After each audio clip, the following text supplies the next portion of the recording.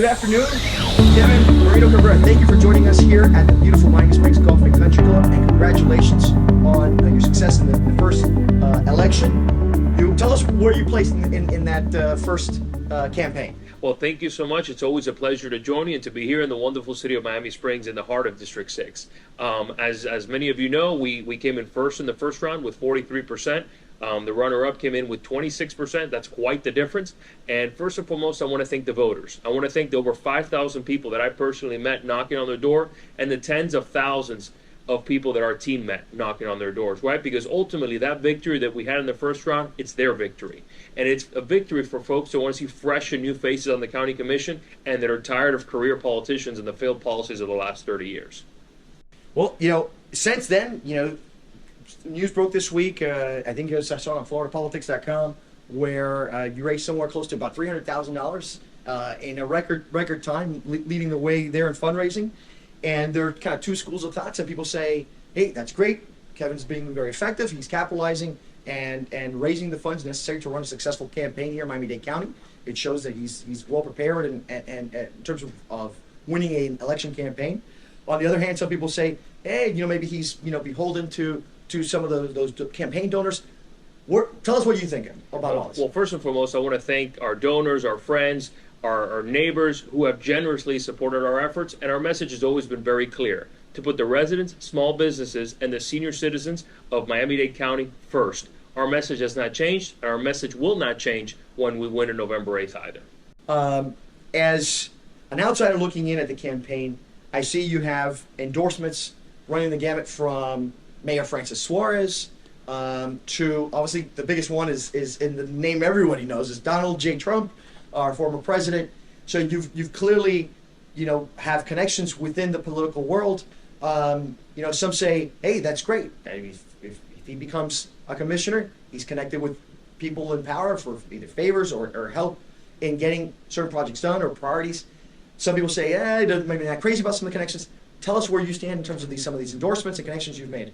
Ultimately, the folks that are supporting our campaign are going to make us a more effective commissioner. We will be able to go to Tallahassee. We'll be able to bring funds back. We'll be able to go to different parts of the county and make sure that and of the state of Florida, make sure we are bringing funds back. You can't do that if you're antagonizing the legislature. You can't do that if you're antagonizing other levels of government. And listen, we do have a plethora of endorsements ranging from President Donald Trump to local mayors, but we're going to have Miami Springs' own Councilwoman Jackie Bravo. And we'll announce it here today, right now.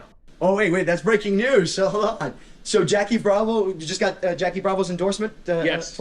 So breaking news right here on MiamiSprings.com that Miami Springs' very own Councilwoman Bravo will be also joining our movement, pushing for fresh and new ideas for the Miami-Dade County Commission. All right, well, congratulations on that endorsement. And, one of the things that have come up is experience. Correct me if I'm wrong, but this is the first time you run for elected office, correct? Yes. All right. So, I understand your opponent, George Force, does have basically less than one term as Coral Gables commissioner. So he has some set of a record. How should folks who are coming out to vote from a trust factor and says, okay, well, I don't know what he's voted for in the past and that sort of thing. What would you tell them in terms of how to earn their trust? Well, I served on a local zoning board on Miami-Dade County for a few years. I was appointed by a county commissioner at the time. I think what folks want, as we knock on doors every day and we hear their concerns, is they want to see fresh faces. They want to see new faces. They don't want to see career politicians or aspiring career politicians. So what they want to see is somebody who could bring that private sector experience and that political background, that you could mix it together and make sure that you are an effective commissioner for this district. You're a commissioner that can get things done, and two, that can bring funds back to the district so that we can make sure that our residents are in a better position than they were when we started. I just came back from Boston, and just their transportation is so incredible for a community that's so much smaller than we are. It's a community that's not growing, in terms of population-wise. Miami-Dade is growing by leaps and bounds, and our transportation system is non-existent, horrific, or non-existent. So, how do we get the ball rolling now? Well, first and foremost, one of the things we've been talking about since day one, one of the things that goes to our overall message of bringing transparency to the people, bringing transparency to the county commission, is making sure we follow voter intent. And what we've seen is with the half penny surtax for transportation projects that was passed over 2 decades ago, was supposed to be for new capital projects. But what did the county commission do? In their infinite wisdom, they decided to use it for operating funds. For whatever reason they decided to do that, while it might be legal, it doesn't make it right. That's not what the voters voted for. And if we would have started using those funds 20 some odd years ago, maybe we'd have something to show for it right now.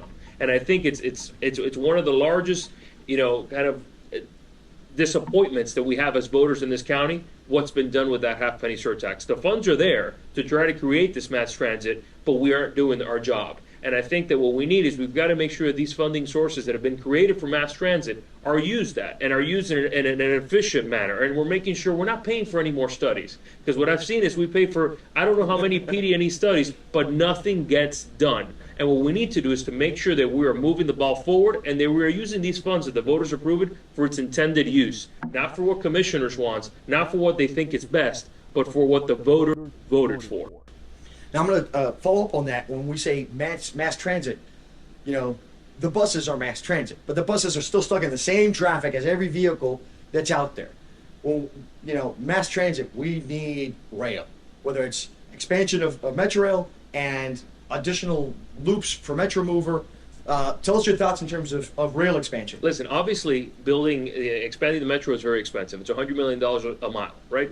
I'm not absent to that fact. I get it. But we have tons of other options that have since evolved since we started the Metro Rail in the 80s. Whether it be light rail, whether it be monorails, whether it be a monorail with rubber tires. There's 1,000 different things that now exist that we need to be exploring instead of expanding buses, which folks don't want to ride. So we've got to make sure is that we are providing what the people want, which what they want is a rapid transit system, a mass transit system in this county that is train-based. How are those trains? That's what we need to figure out to make sure we do the most cost-effective and efficient way while making sure we're always being good stewards of the public money. Now, one of the things I thought, and I think you just hit about it here in terms of some of the lighter rail, some of the let's say, trains with tires, like let's call it Metro Mover. It's basically a small bus or train, but on a given track, it's not stuck in traffic. You can get in there and easily access certain key points. It's not as disruptive to the community downtown. One of the thoughts are, let's say, pick Hialeah, which obviously has a very heavy commercial area. It's a heavy residential area. It's part of the district that you're running for here. And, for folks to get within Hialeah to the rail is not so easy.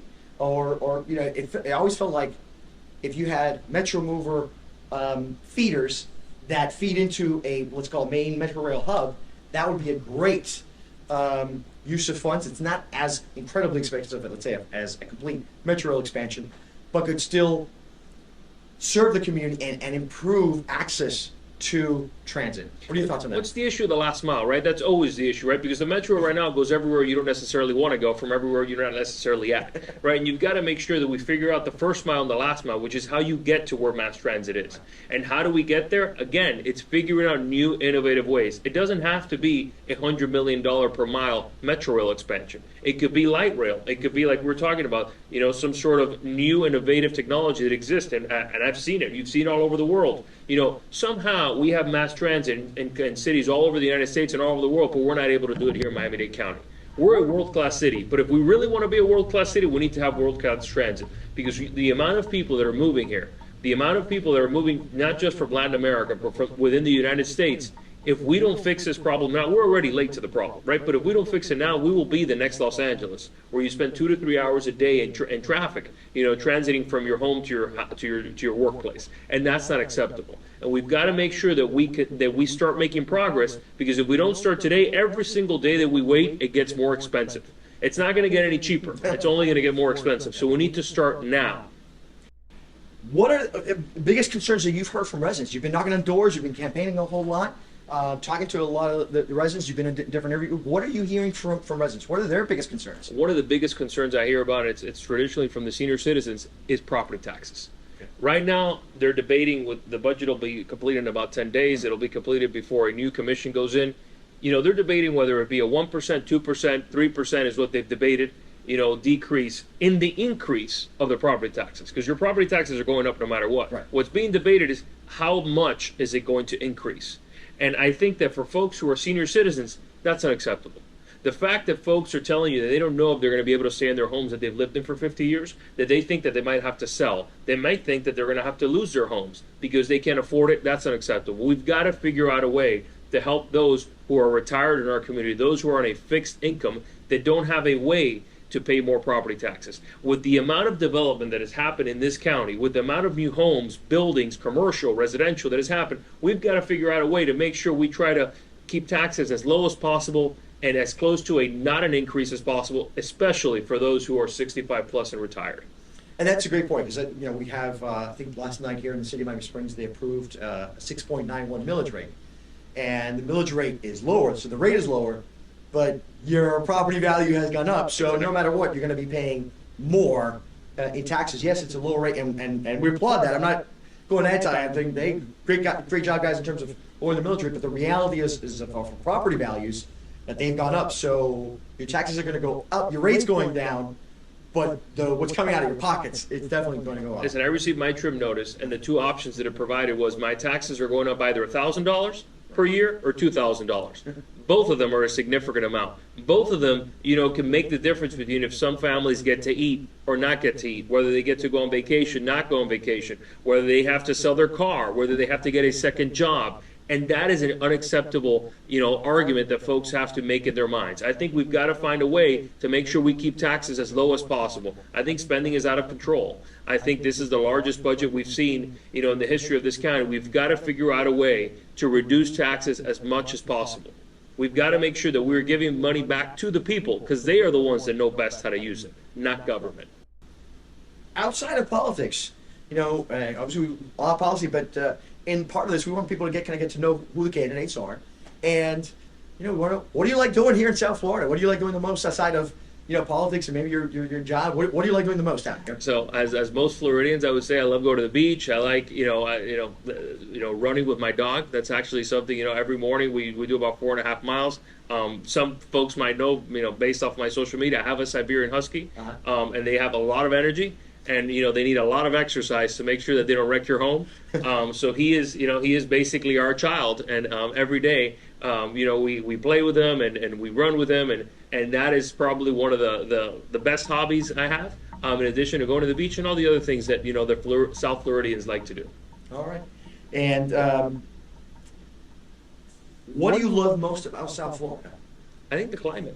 The climate that we have down here is amazing. Right, that's the reason why folks want to bring the Super Bowl here. They want to bring every single championship, no matter what level, what sport it is. They want to bring it to South Florida, and it's because we have sort of the best year-round weather in the country, not having to deal with earthquakes or any of those sorts of things that we know they have to deal with in California.